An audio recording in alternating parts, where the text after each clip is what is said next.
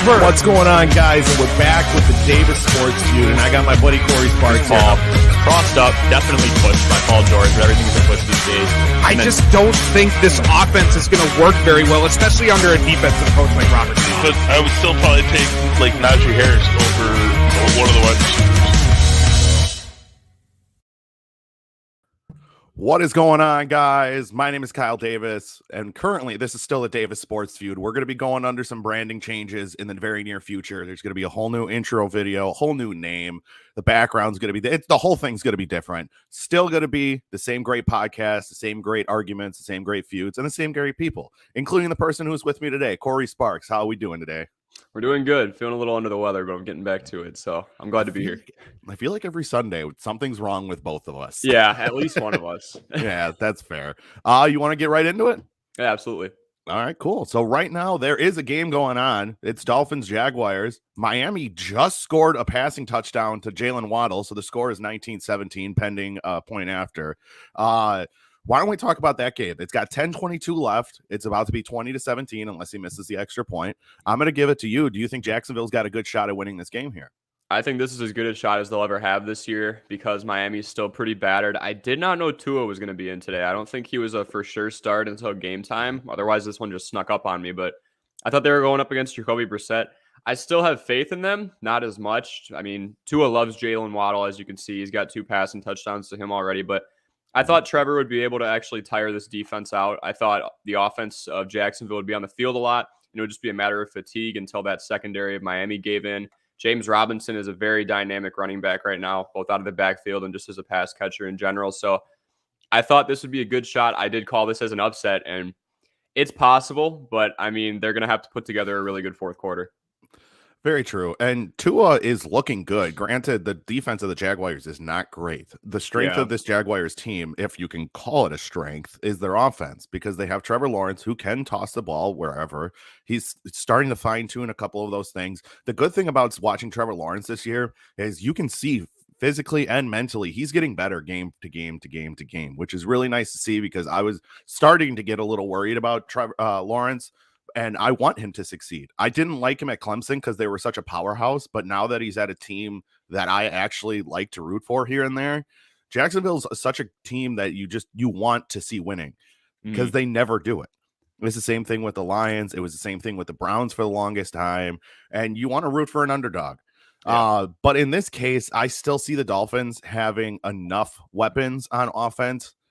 I thought this was going to be a much higher scoring game just because both Xavier Howard, and what's the other one? Both of their starting corners are out. So I thought Trevor Lawrence was going to be able to toss the ball around a lot more. Marvin Jones is having another great game, 80 yards and a touchdown. Mike Gesicki, where did we see that coming? 7 receptions for 110 yards. Makes me Pretty sure we mad. buried him. Yeah, I buried him because he got no targets week 1 or 1 target week 1, and it was brought back on a penalty. And I don't even know anymore, man. The QB door is like revolving right now. I guess it depends on who's there, but oh my gosh, that makes me sick. Well, I'm going to pick the Dolphins with 10:22 left, taking the lead. I think they can pull this out. I think as long as they don't really have a running game, which is weird because Myles Gaskin looks like he was supposed to be the number 1. Then they just have this rotation that they're doing lately, and they just can't run the ball.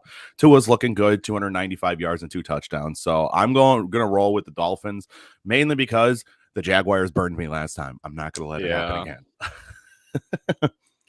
Well, let's start with the home team and then your team. I'm going to let you take the reins. Packers travel to Chicago and Soldier Field to take on the 3-2 Bears. This game is for first place in the division. The line is set at 5.5 for Green Bay. What do you think is going to happen? Yeah, so I'm a huge Bears fan, but I'm not an idiot. So I don't think the Bears are developed enough right now.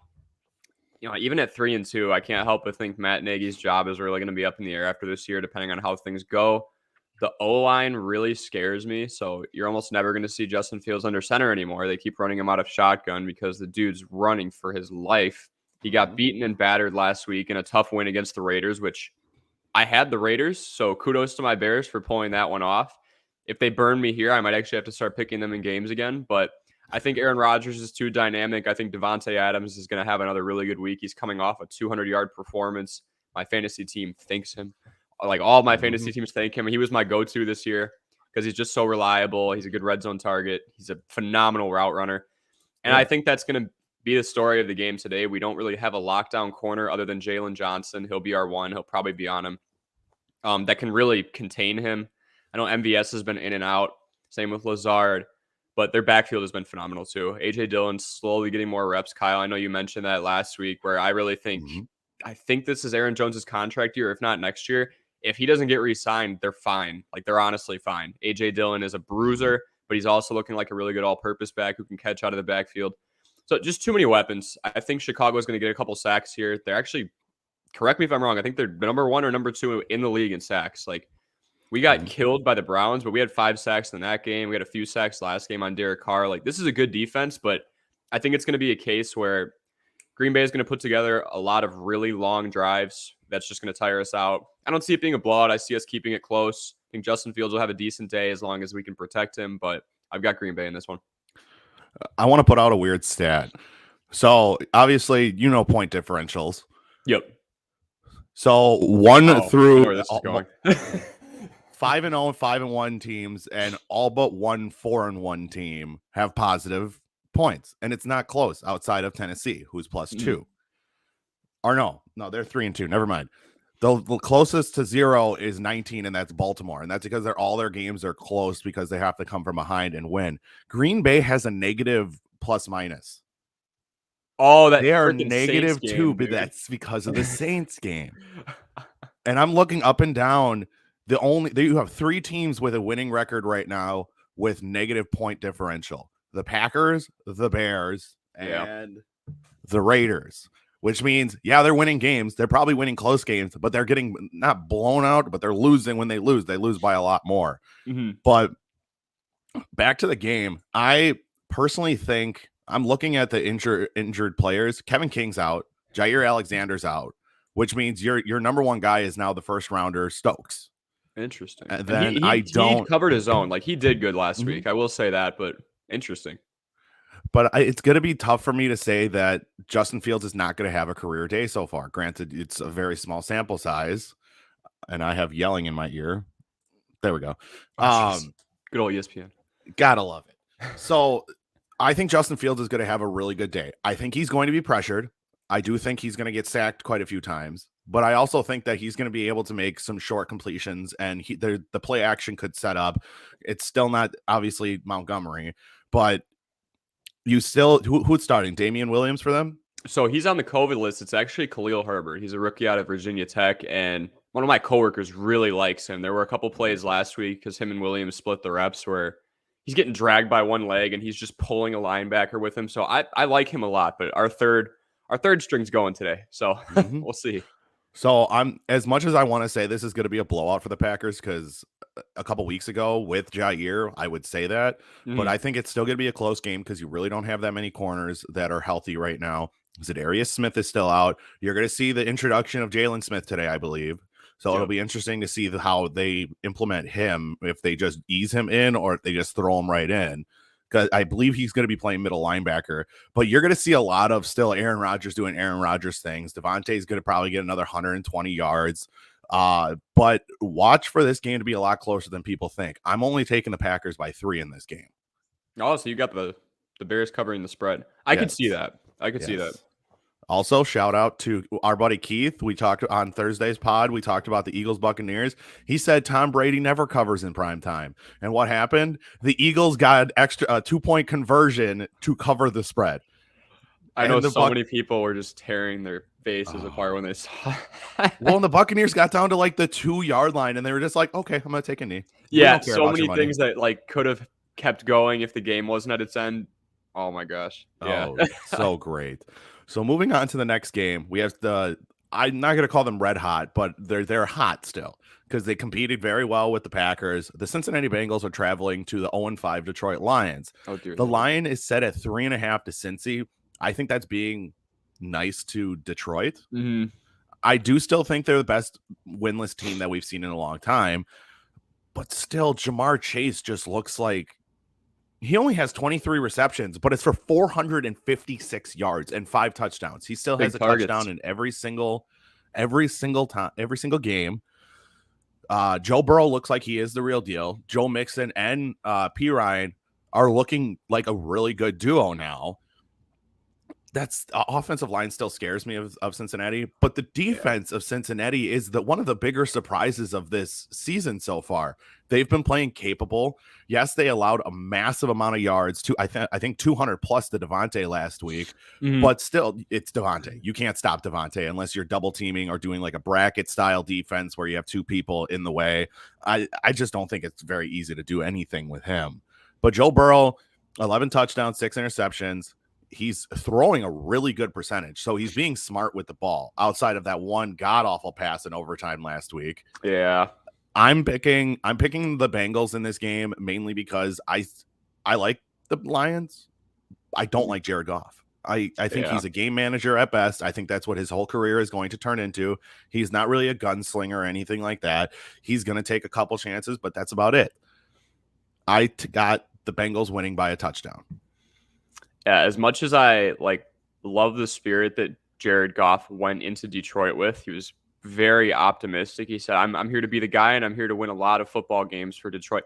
Okay, depending on what you see as a lot, that's a very high standard to set because he is a game manager. He's not going to take over the game for you, nor does he have the weapons to help him. I would say the Lions' strength is their backfield, I guess. DeAndre Swift and Jamal Williams are a really good two-way back system. Neither really gets tired out, but yeah, 3.5 points is like blasphemy. Like I could see this getting very ugly. 7 could happen if, look, the Bengals are coming off a close loss too, a pretty bad heartbreaker with Burrow's late game interception. This secondary is not ideal over in Detroit. They're going to get tired. Look for Jamar Chase, T. Higgins, Tyler Boyd, just about anyone. I know P. Ryan is out today. I think he's on the COVID list, but so Mixon will have to get a little bit more reps, but they can always go into the third string, dig into the depth chart. But I think Joe Burrow is going to air it out today until he doesn't have to anymore. So I've got Cincinnati by 14. All right. I like that. Wouldn't it be something if they finish this game 17-19 again? Yeah, right. Because they've done it 2 weeks in a row already. Moving on to the next game, we have the Houston Texans traveling to Indianapolis to take on the Colts. The line is set at 11 for Indianapolis. That defense of Indianapolis is very damaged. I picked them in the upset on Monday Night Picks for your show, and I was so confident going into that fourth quarter. I'm like, awesome, I got this. All of the things I said about the game, I was right about, and then all of a sudden, Lamar Jackson does Lamar Jackson things, and crazy insanity. Moving on to this game, though, it is an opportunity for Houston to get another win, I think. And the only reason I say that, I'm not picking them. Don't get that wrong. Okay. I think there's an opportunity for them to win because of how damaged that defense of Indianapolis is. They are down to their number 1 corner, their number 2 corner, their number 1 safety, one of their defensive linemen, and I think their right outside linebacker are all hurt for this game. I can bring that up if I can get the names real quick. Let's see. Oh, they're not showing up as much on this, but I'd have to pull up the full injury report. But Carson Wentz has proved that he can still throw the ball. He's not turning the ball over outside of a couple fumbles that he's had. He's only thrown 1 interception this year. He's throwing about 60%, completing 60% of his passes, 1,300 yards. I think he's doing a really good job. I just think the greatness of the offense, which isn't even the greatness I would call it, is it just doesn't pale in comparison in the defense. And the Houston Texans have proven that they can keep up with teams outside of the Buffalo Bills. Yeah. But they look like a one-way train at this point. Jesus. 11's a little steep for me. I think Indy wins by 10. I think Houston covers, but not by much. I got Indy by 10. Yeah, 11's, I feel like they deserve some credit. Mostly Davis Mills, which, here's a stat for you, Kyle. I dug this out last week. So Mac Jones, Justin Fields, Trevor Lawrence, Zach Wilson, and Trey Lance, all 5 of them combined last week, they all did play, had 3 passing touchdowns. Davis Mills, who is a 3rd-round draft pick, also a rookie this year, had 3 passing touchdowns. So he, against the Patriots, who are a decent defense, just lost Gilmore, but wow, not going to win Rookie of the Year, I don't think. especially considering this Texans team might not win another game. But nonetheless, I do think Carson Wentz actually looked really good last week, extremely good. He can't control that comeback. They just kept forking up the ball. Lamar turned into a god. I don't even know what I saw. I thought the game was dead in the water. I was like, all right, cool. I'm 3-2 on my picks. Kyle just made a really good pick. And then, geez, I don't know what happened. Yeah, their secondary is really damaged, but oh my goodness, Jonathan Taylor looks amazing. Carson Wentz, if he can stay healthy, it can be the guy there. I mean, that is a big if. But nonetheless, I think that they can get out ahead early, and then they can just do what I was hoping Jacksonville would do if they could get ahead and just run the ball to their juggernaut running back over and over and over and over, be a bruiser, run the time down, and just get away with one. But I think that's what they'll be able to do, except I don't think they'll have to get away with one. I think that they can score quite a bit. Michael Pittman was looking really good. T.Y.'s looking all right. Jonathan Taylor looks great. Carson Wentz looks great. It's going to be an offensive game, though, because neither team really has a defense. So you're going to see these two teams score more than they usually would, in my opinion. All right. Moving on to the next game. I don't think this one's going to be close. The LA Rams are traveling to New York to take on the Giants. That is rough. The Giants are coming off of losing to the Cowboys pretty soundly. They're for the week prior, they got their first win against the Saints. Do I think there's an upset here? No, not even a chance. 7.5. And this is why setting lines is so weird to me. You're giving Indy 11, but you're only giving the Rams 7.5. Right. That makes it seem like it's too easy. The Rams cover this by a mile. I think Matthew Stafford keeps rolling. Darrell Henderson's starting to look like a capable number one back because I know it's Cam Akers got hurt at the beginning of the year, correct? Yep, the ACL injury. And Cooper Kupp still continues to look like he's starting. I don't want to compare him to Devontae yet because he's not at that level yet, but he is only a couple steps away from being at that high elite level of route running. He's not the most athletic guy. He's not the fastest. He's one of the better route runners, and he's got good hands. He can catch the ball really well. And you kind of need to do that to be a receiver in the NFL. And now he has a really capable quarterback throwing him the ball. I think Cooper Kupp stock is going to continue to go up. I believe he's leading the league. It's either him or Devontae leading the league in pass receiving yards. I just think he's going to have another big day. I think Robert Woods will have a good day as well. I think you're going to see maybe one big pass to Deshaun Jackson because he's usually due for one of those every once in a while. I got Rams. I'm not saying it's close. I got Rams by 20. I was literally going to say 20. So yeah, I don't think this is going to be close at all. I mean, the LA Rams are just a match made in heaven. You have all these different weapons that are just begging to be used more than they were when the game manager Jared Goff was there. And now you have this big arm and Matthew Stafford. Deshaun Jackson being involved in this offense is so fun. I thought he was watered down. He went back to Philly, and I was like, that's cool. That's probably where his career will end, right? And then he comes over here, and he's still pretty involved. He breaks it free for a 50 or 60-yarder. He's lost maybe a step, but he's still extremely fast. His route running is very crisp. So, but to sum this game up, yeah, it's not going to be close. I mean, no, it's got to be a tough day to be a Giants fan, as almost every day this year is going to be, because that team's in shambles. They're very hurt. I'm not even sure if Daniel Jones is playing. I know he was hurt. Slayton was hurt. Galladay was hurt for a little bit. I think he'll be fine. And then Barkley is obviously hurt. It just depends on what the Rams want to do. They can do whatever they want in this game, but I have Rams by 20 as well. Darius Slayton and Kenny Galladay are out. Okay, yeah. I'm checking the status on Daniel Jones real quick. I don't know who they have then, to be honest with you. I got Evan Ingram's going to drop the ball 20 times today. Very true. He's going to. It's not even a question. Where are you? I don't like this. Poor team. All right, here we go. So Darius Slayton, Kenny Galladay, Saquon Barkley out. Blake Martinez is on IR, so that defense is really damaged. They have a pretty lengthy injury report here. It does look like Daniel Jones is playing, though, because he's not on the injury report. They're saved. I'm just kidding. Yeah, they're saved. Danny Dimes. No. 20. I'm calling it by 20. Yeah, 20. I don't think it's going to be anywhere near close. Just to check in on the London game, the Jaguars have the ball. They just got the ball punted to them out of the end zone for a touchback. It's still 2017 with 6.5 minutes left. So they have an opportunity to drive down the field and win the game. Moving on to another possible blowout, but I don't think it's going to be. Everybody is going to say it's going to be a blowout. Kansas City Chiefs are traveling to Washington to take on the football team. I still don't like that name. They need to get a new name. It sounds so weird. Be like, they're facing the football team. Like, oh, no shit. Which one? Yeah. Which one? Yeah, right. I think the Chiefs finally get back in gear. They're facing a defense that's supposed to be really good that has not been good at all this year in the football team. I'm going to come up with a nickname sometime soon. It's for Washington, okay? Heineke looks good as well. The offense, I think it could be, as weird as this sounds, talking about Washington, these are two offensive teams. Mm-hmm.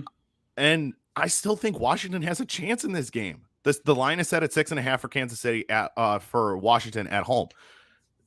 I don't think they cover it. I don't think Kansas City covers it. And the only reason why is because that defense is so bad. And at times, Patrick Mahomes is looking human now. Now, I got everybody yelling at me on Tuesday saying that I think people are starting to figure out Patrick Mahomes. I'm probably wrong on that. He's still throwing an insane amount of yards and an insane amount of touchdowns. So he's still Patrick Mahomes. Get off my back. Mm-hmm. T-Bone and Tyler laid into me last time. I think if Washington can do enough, they can win this game. But I got the Chiefs. Patrick Mahomes is going to come out angry. Those receivers, Travis Kelce, Tyreek Hill, they're all going to come out super angry. Oh, Mahomie. Thanks, Cisco. I got the Chiefs airing it out all game. I think you're going to see some. Clyde is out, right? They're starting Williams. Yep. Williams. I don't know what Williams. I think might be another Damian. I want to say Damian because we have him now, and he was on the Chiefs, but it's a different Williams. Yeah, it's a D Williams though. Yeah, it's another D Williams. They love their D Williams. Curtis Samuel is out for the Washington football team as well. I just want to make a small note of that. So that's a weapon. It's really hard to see that he's not getting healthy because he was such a weapon in Carolina last year. I just want to see what they can do with him because they have so many weapons on that offensive side of the ball. But with that said, I'm taking Kansas City by a touchdown. I say they cover.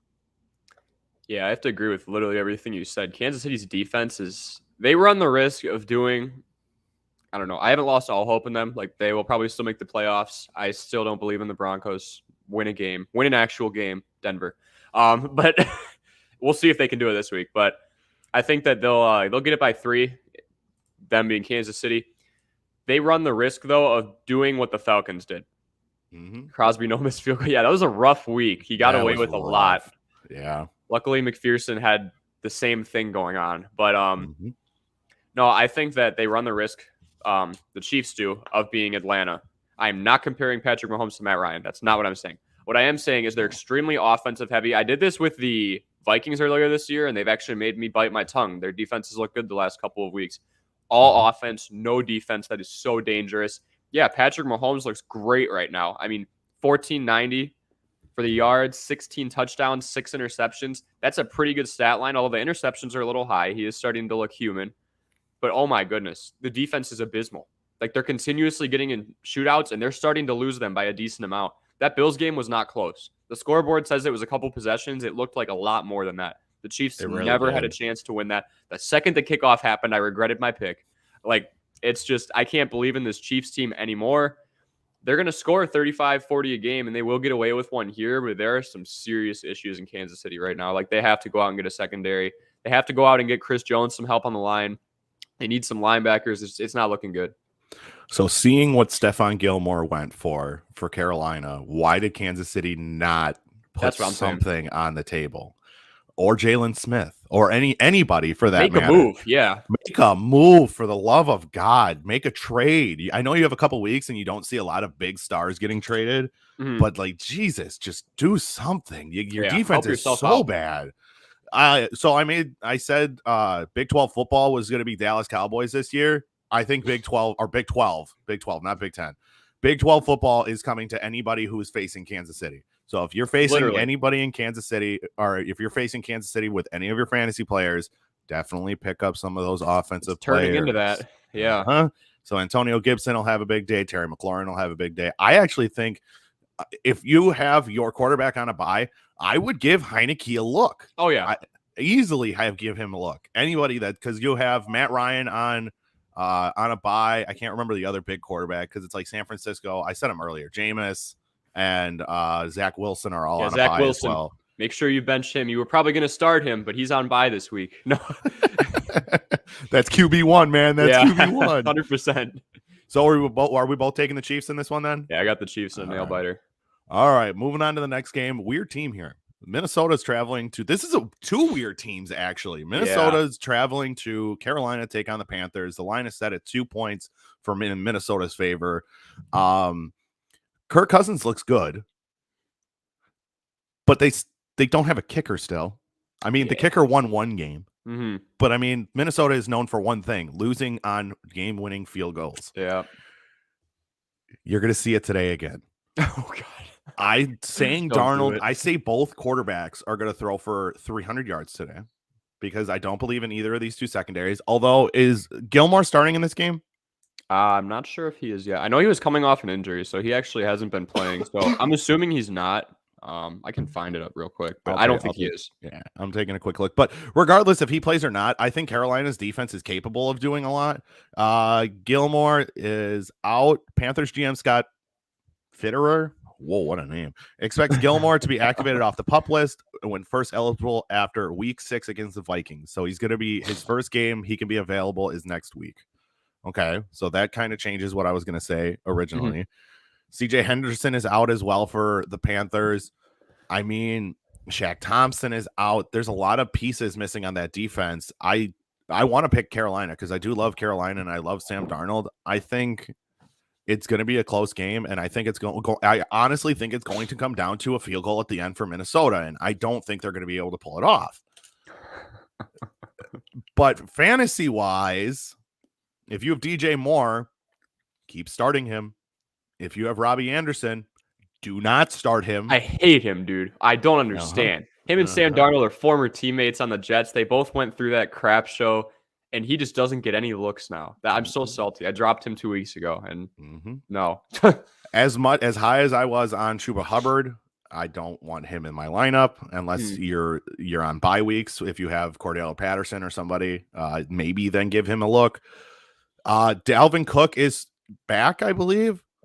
Oh, that's a good one. That is a good one because if he's out, I am about to go stop this podcast and go put in Madison. Let's see. I got to find that one because there are so many people hurt in this league now. Dalvin Cook is good to go. All right, good. I'm not adjusting my my lineup then. There you go. So I would start Dalvin Cook. I would definitely keep Justin Jefferson. I'm starting to borderline on Adam Thielen. I'm not telling you to drop him. I'm telling you to kind of move him to your bench for a little bit because he has really been struggling the last couple of weeks. He came out of the gates swinging hard, but he's been putting up 8, 7, 9. And last week, he didn't have a point until like 3 minutes left in the fourth quarter, and then he got 2 receptions. So that's insanity, by the way. Yeah. Justin Jefferson is clearly the number one guy there now, but I got the Panthers winning by a field goal. I think the Panthers are going to pull this one off. I'll give them a touchdown. I think Chuba will be all right. I mean, Minnesota's been putting up some pretty good numbers on defense. They've been able to kind of prevent the other teams from scoring a whole lot. So they're not getting in shootouts. They had that grudge match where they lost against the Browns. It was 14-7. That impressed me because they were really getting blown out by a lot of different teams. They had a good win against Seattle that they didn't, allow a whole lot, but Seattle's been hurt all year. Now they're without Russ. That's a whole different story. But I think DJ Moore is going to have a really good day. I think Chuba will be all right. And Sam Darnold is just a running threat within the 5-yard line, I guess. He continues to do it. I don't think he got a touchdown last week, but he'll do pretty good. And I think Carolina will pull this off by a touchdown. Yeah, I mean, it'll be close. Gosh, if the field goal thing happens, I'm sorry, Keith, because that's too many. That's way too many. It's what their franchise is known for. Yeah, real quick, shout out Grandma Pam. I'm not saying shout out to Go Bears, but shout out to Grandma Pam. After this podcast, I'm going down to a bar I'm going to be surrounded by.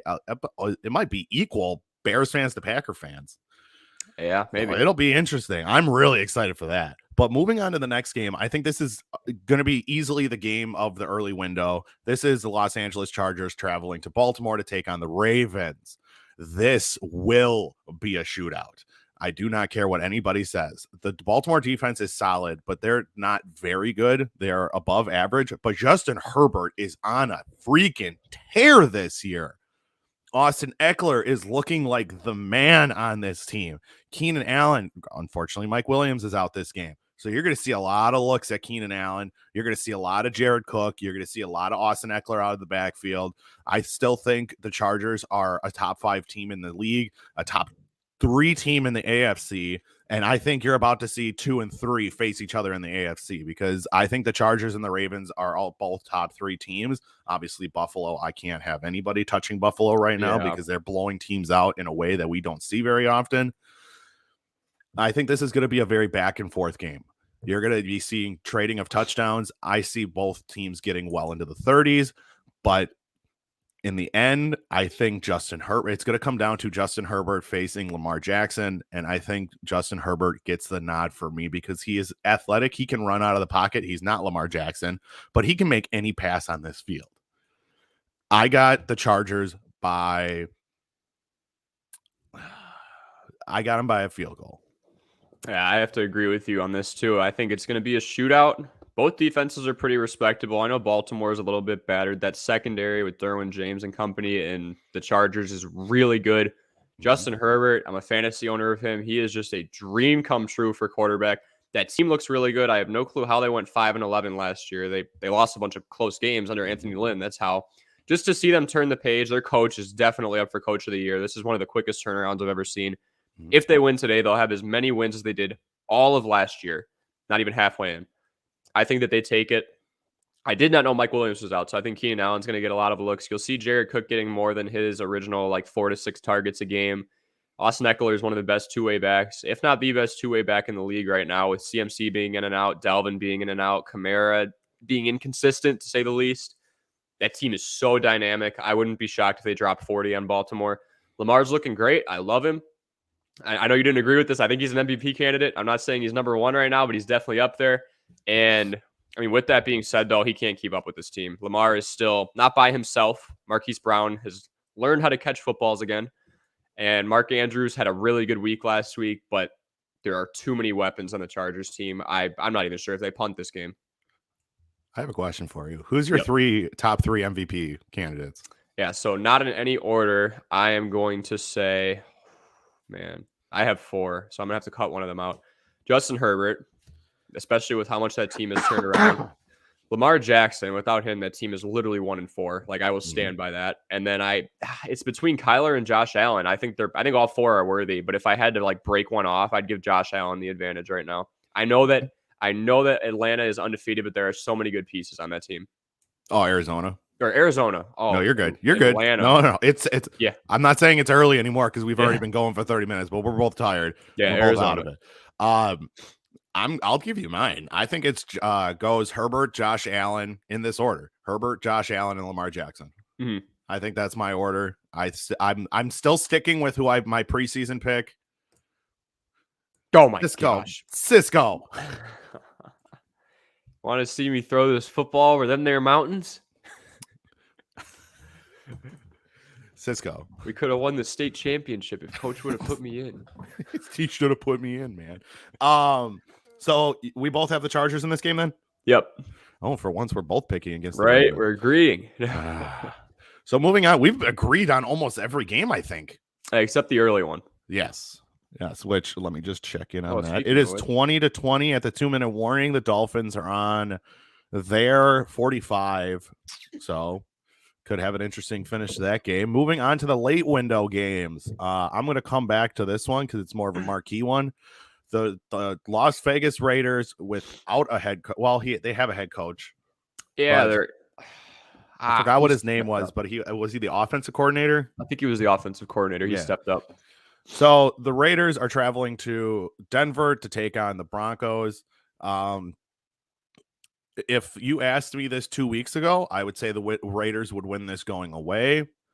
now that their team is in very much flux without their head coach, with the whole scandal behind the head coach, everybody's talking about it.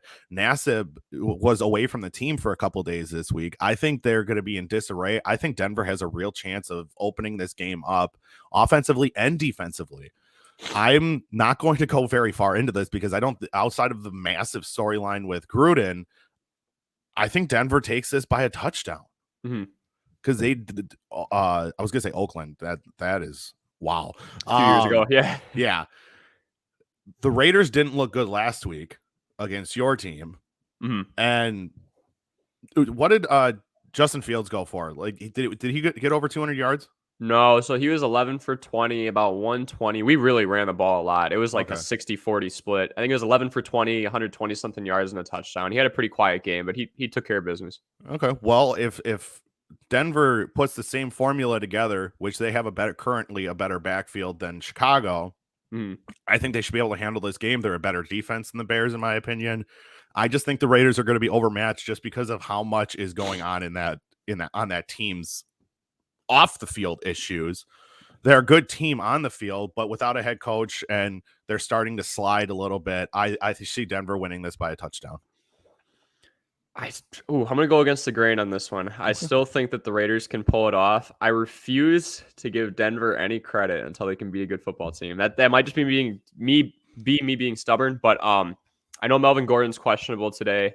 Who else? Jerry Jeudy's still out, so they're down to Sutton. Sutton's a great receiver. Font is fine. Bridgewater's had a good year. That defense is on the field a lot, though. It's the same story with a lot of teams because the offense just can't get a whole lot going. So I see this just being a game where Darren Waller barely got any looks against Chicago. And if he did, the ball just didn't go his way because I guess he was covered. Our linebacking core is pretty good. I know Roquan was on him for a bit. I think Darren Waller gets a lot of action. He's going to be able to find the holes in this defense.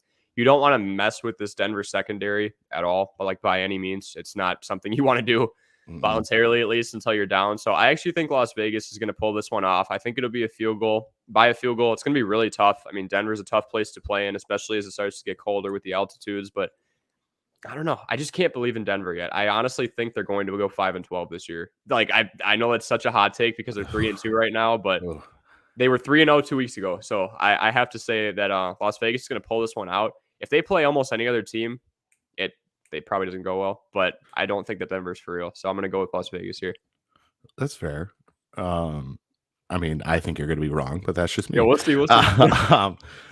Moving on to the next game, we got the Dallas Cowboys traveling to New England to take on, it sounds weird to say a coach, but Bill Belichick and the New England Patriots, because I'm not as sold on Mac Jones. Yeah.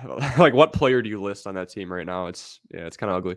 It feels good to start dumping on the Patriots because the Patriots were the juggernaut of the league for a dynasty worth 20 years. Dak Prescott's going to come in and just run them out of town. As good of a head coach and as good of a defensive mind as Bill Belichick is, I think it's still going to be tough to stop all of those weapons that Dallas has. Michael Gallup is back. Dak Prescott has so many weapons with Dalton Schultz, Amari Cooper, CeeDee Lamb, and the backfield of Ezekiel Elliott and Tony Pollard. Their offensive line is starting to gel together a lot more. The protection's not breaking down. Dak's not throwing for a lot of yards, like an insane amount of yards, but he's still doing what he needs to do. They run the game plan behind some game plans are for the run game. Some game plans are for the passing game, but it doesn't matter. Too many weapons. The defense does enough for Dallas now. Was it Quandre? Quandre Diggs has as many interceptions as games played. Yep. And then one, I think Dallas 3.5 is so scary. I'm still taking it though. I'm saying by 10. Yeah, I got Dallas by 10. Yeah, that's generous. I mean, New England's trying to pull it together. There's a lot of resistance there right now. They don't want to accept it, but they're rebuilding right now. New England never wants to rebuild. I have a friend who's a Patriots fan, and he's like, man, I just hate watching Josh McDaniels play. This team sucks. So I'm like, shut your mouth, dude. They won 6 rings. Like, be quiet. Like, that makes me so mad. But nonetheless, I think that despite the fact they don't want to accept it, they're rebuilding right now. Mac Jones is slowly learning to throw down the field, but it doesn't matter. Dak's going to absolutely shred this team. I think this is funny. If you were to tell me 2 years ago that the Cowboys are going up against the Patriots and it should be the Cowboys by a landslide, I'd call you crazy. But so much has changed. Cowboys have way too many weapons. Zeke is looking like he did about 3 or 4 years ago now. I wouldn't doubt it if Dallas wins this by like 17. Real quick, you shouldn't have kept him on the bench. They're facing Jacksonville today. Especially since Tua's back. Buddy, too. That's Tua's buddy, Tua too. Loves him. Just a quick update on that. 1:42 left. It looks like somehow the Jaguars got the ball. Let me see if there was an interception or something. I'm assuming that's what happened. On downs. Oh, they turnover on downs. Good job. They went for it at the Miami 46. So, I mean, they got a short field. Yeah. Jacksonville's got now Jacksonville has a chance to win this game. Moving on to the next game. It is the Sunday night game. Like I said, I'm coming back to a game in a second. See, I don't know why they didn't flex this game out. I don't know why I have Cisco's comment on the screen as well. I would have flexed for Cleveland, Arizona. Goodness. Yeah. Chargers, Ravens. Yeah. Like there's so many better games, but it's Seattle with Geno Smith, not Russell Wilson, traveling to Pittsburgh to take on Ben Roethlisberger and the Steelers. I don't think this is bold. I don't think this is bold to say. I think Seattle can run with this. I think they can get on top of it early. They have the Pittsburgh favorited by 5 points. I don't think Pittsburgh wins this game. And I honestly, if I was the line makers, I would give 5 points to the Seahawks, even without Russell Wilson, because you still have Tyler Lockett. You still have DK Metcalf. Granted, they don't have Chris Carson, but the backup running backs for Seattle are just as good. I think they still have Alex Collins. Yep. They still have great running backs back there, and their offensive line has proven that they're getting better. Yes, the defense of Pittsburgh is good, but the offense, I'm still not sold on Ben Roethlisberger. Yes, he's probably going to throw a really nice 60-yard touchdown pass to Deontay Johnson in the first drive of the game, and then Deontay Johnson won't touch the ball again because it seems like he's done that 3 weeks. It really is. I think the defense of Seattle will do enough to keep Ben and the Steelers down. I think Najee Harris does have a good game. And by good game, I say 75 to 80 yards on the ground, probably another 40 in the air. But honestly, I got Seattle by a touchdown. I thought you were going to go with Pittsburgh for this one because I know a lot of people are going with Pittsburgh this week, and they are favored. And I can see why with Russ being out. But I watched that Thursday night game pretty close. I mean, it was the Seahawks against the Rams. So a lot of my fantasy players were there. I'm sure that would apply to many people. Lots of good, really players between those two teams, especially in the wide receiving cores, right? So I saw Geno Smith play for about a quarter and a half, and he actually looked really good for someone who had obviously no first-team reps because Russ just got hurt mid-game. He got thrown in there. He was looking pretty mobile. I think he learned a lot in Seattle. I don't think he's going to be the Geno Smith that we saw, 6-7 years ago on the Jets. Keep in mind, like the tape that people are going to be going off of the tape that Pittsburgh's going off of to study Geno Smith and to study that offense. If they're looking at Geno's tape at all, it is from so long ago. So much could have changed. He looked poised. He had a couple of errant throws, but he also had a really good touchdown pass. He's got the weapons in Lockett and Metcalf. I don't think Pittsburgh can hold them either. I'm going to go with Seattle here. All right. Now moving back up to the game of the week. Yes, game of the week. Yep. I just checked who the Bills played. The game of the week is going to be in the 3:00 time slot. The undefeated Arizona Cardinals are taking on the 3-2 Cleveland Browns at home. Or Cleveland's at home. Sorry. Cleveland is favored by 3, which is basically saying this is a split. I don't agree with that. I think Cleveland's a good team. I don't know what the hell their defense is. Yeah, it's weird. I don't believe in Baker Mayfield as much as I want to pick the Browns. This is going to be one of those games that it's going to be like, all right, not up or shut up time for the Cardinals. They just got Zach Ertz. I think I didn't get a chance to watch that video. What was your opinion on Zach Ertz attempting to play 2 games in a week? Oh, yeah. So, no, he's not attempting it, but it was just Trevor Lawrence, you God. So he just threw a 19-yarder, another in field goal range. So hopefully I have it up. I'm watching it. Yeah.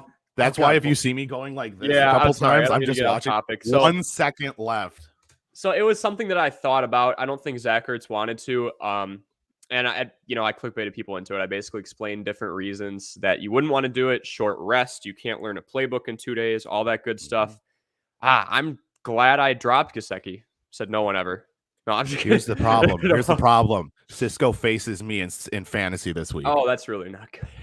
All right. Well, Matthew Wright's on to kick this field goal. We'll get back to it in a second. I just want to give you guys the update for this final kick because we are 53-yard field goal attempt away from Jacksonville winning their first game of the season and Trevor Lawrence getting his first win as a pro. Let's see. The ball is snapped. It's up in the air, and it's good.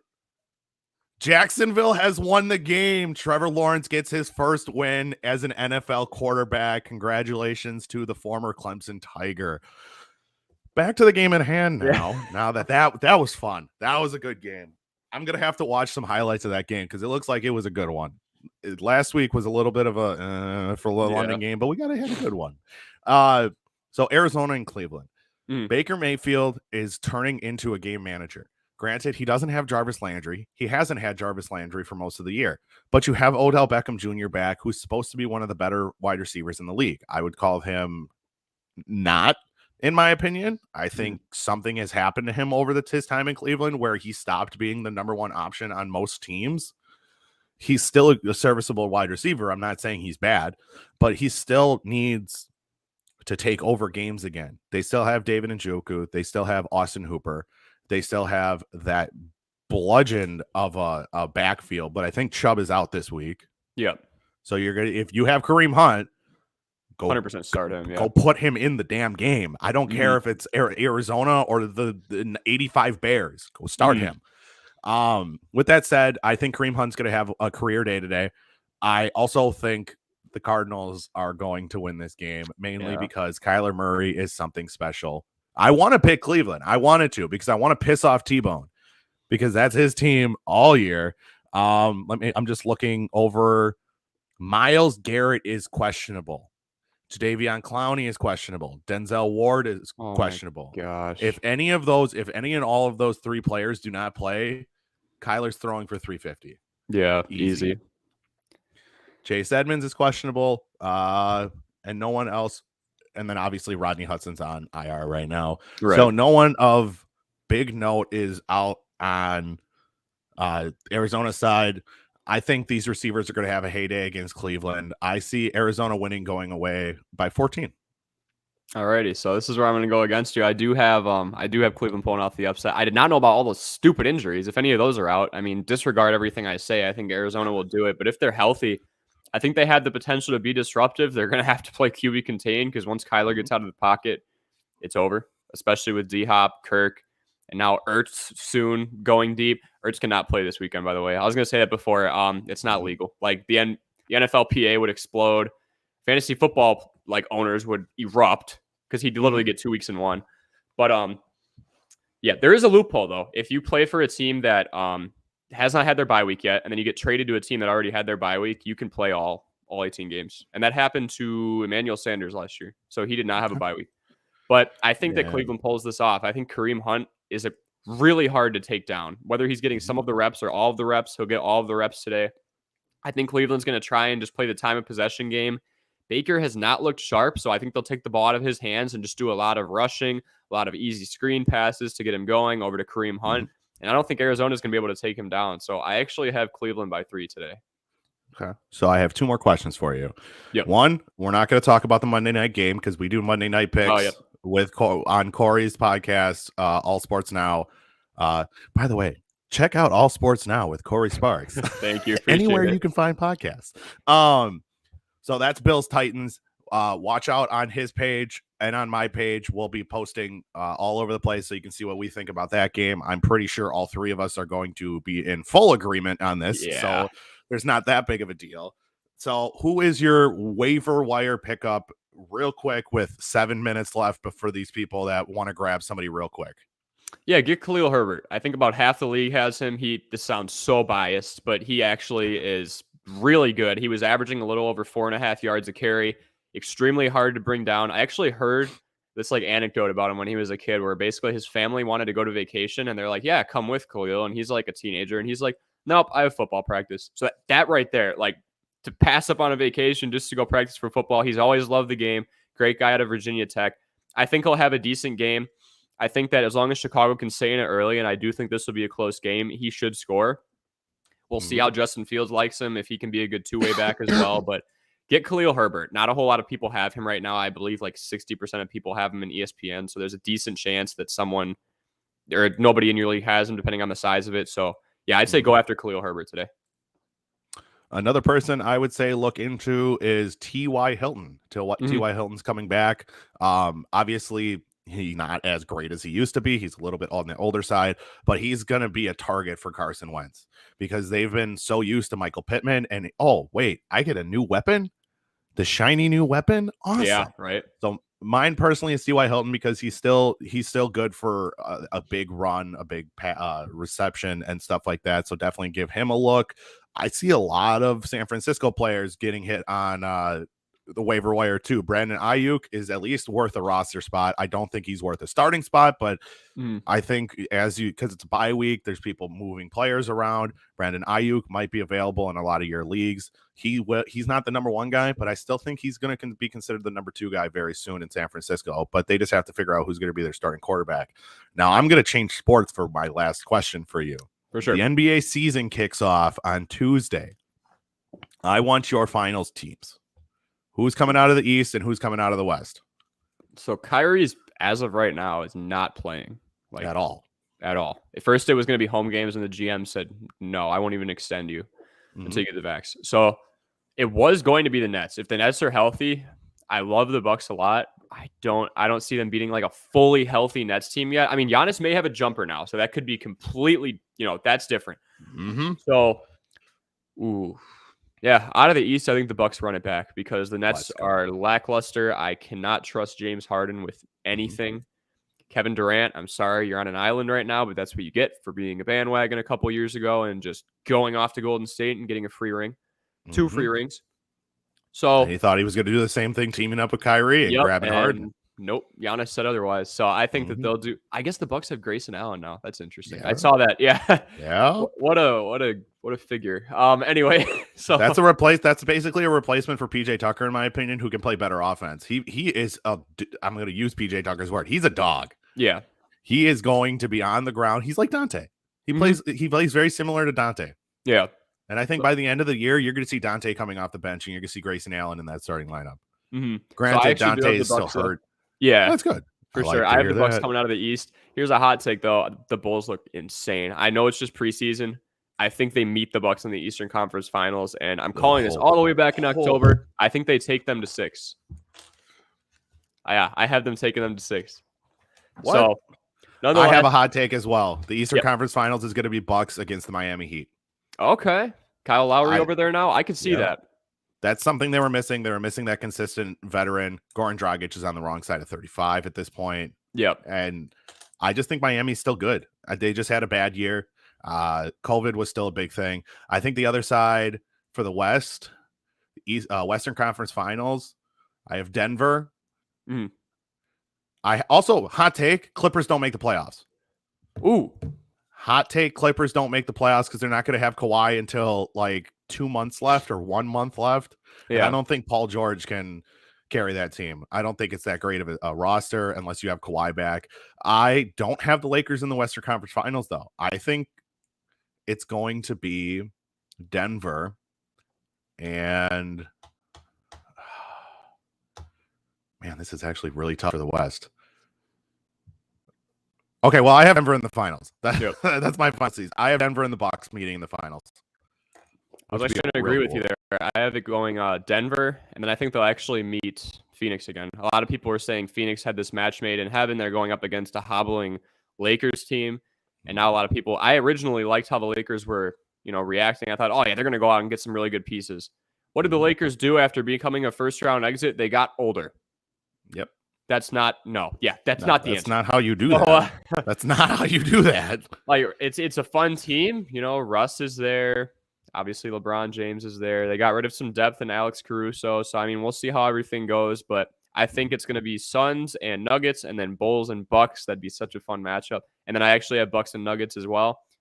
And I think it's too early for me to say who wins the whole thing. I don't know. I'll have to see how the season goes. I think it's too early too. I think that would be the best case scenario. Like, granted, like ESPN, all the big heads over there want it to be Nets Lakers. They would hate. They would hate Bucks Nuggets. No, they would despise Bucks Nuggets because Yeah. you don't have Kevin Durant or LeBron James in the finals for 2 straight years. What? Yeah.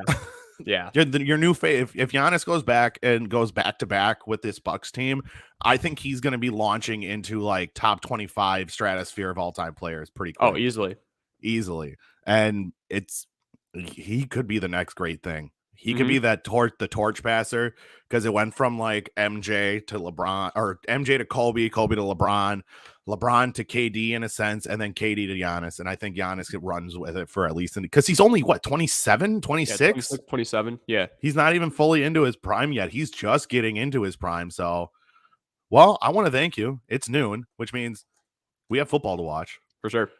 Thank you for having me. Why don't you shout out your show real quick for us? Yep, sure. It's All Sports Now. On Instagram, it'll be all.sports now. And then on YouTube, we're putting up like 1 to 2 videos a week. I do these weekly breakdowns, basically what we're doing with Kyle right now, but I just go into depth on each matchup on my own. And then I recently did a piece on Zach Ertz and why he can't play twice this week. Broke down the rules, broke down an instance with Jalen Ramsey a couple years ago. Same type of thing happened. He played Thursday, got traded, couldn't play Sunday. So, yeah, lots of really cool analytical stuff on the YouTube. Just make sure you check us out. And I'll be on Kyle's show a lot more, and he'll be on mine. So you'll see a lot of both of us. Heck yeah. And this is the Davis Sports here. You can catch us on Spotify, Apple Pods, Google Pods, Anchor. Anywhere you get podcasts, you can find us there. We're on Facebook and YouTube for the live content. We're on Instagram, TikTok, anywhere you can find us. Just look up the Davis Sports Dude. But unfortunately, it is changing in the very near future. We're going through a rebranding. We're changing the name because, like I've said, it's not just my podcast anymore. Cory's on here all the time. Tyler and T-Bone are on here all the time. So watch out for the new name. We're going to be announcing it within the next week. It might possibly be the intro on this episode this time next week. And I'm excited to bring it to you. But for now, guys, it's Football Sunday. You guys take care. I'll talk to you soon. Later, guys.